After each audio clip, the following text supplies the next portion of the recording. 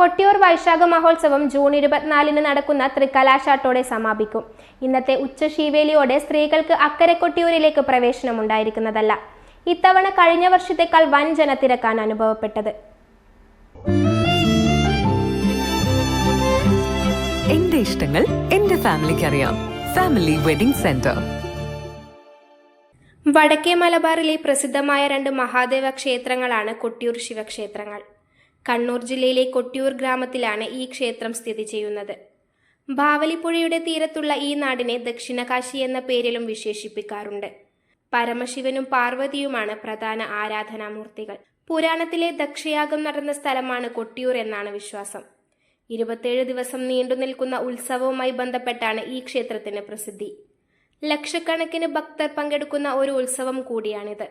മലബാറിന്റെ വിവിധ ഭാഗങ്ങളിൽ നിന്നും തമിഴ്നാട്, കർണാടക, ആന്ധ്ര സംസ്ഥാനങ്ങളിൽ നിന്നും ധാരാളം തീർത്ഥാടകർ ഈ ദിവസങ്ങളിൽ ക്ഷേത്രത്തിലെത്തുന്നുണ്ട്. അതുകൊണ്ട് തന്നെ ഇത്തവണ വലിയ രീതിയിലുള്ള തിരക്കാണ് അനുഭവപ്പെട്ടത്. ഈ വർഷത്തെ കൊട്ടിയൂർ മഹോത്സവം 24-ാം തീയതി നടക്കുന്ന തൃക്കലാശാട്ടോടെ സമാപിക്കും. കൂടാതെ ഇന്ന് ഉച്ചശീവേലിയോടെ സ്ത്രീകൾക്ക് അക്കരെ കൊട്ടിയൂരിലേക്ക് പ്രവേശനം അവസാനിച്ചു.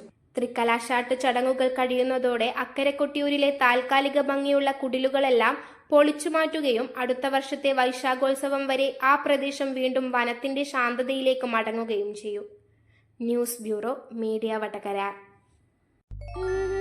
അല്ല, ഇന്ന് നല്ല സന്തോഷത്തിലാണല്ലോ. അതെ, സന്തോഷത്തിലാണ്.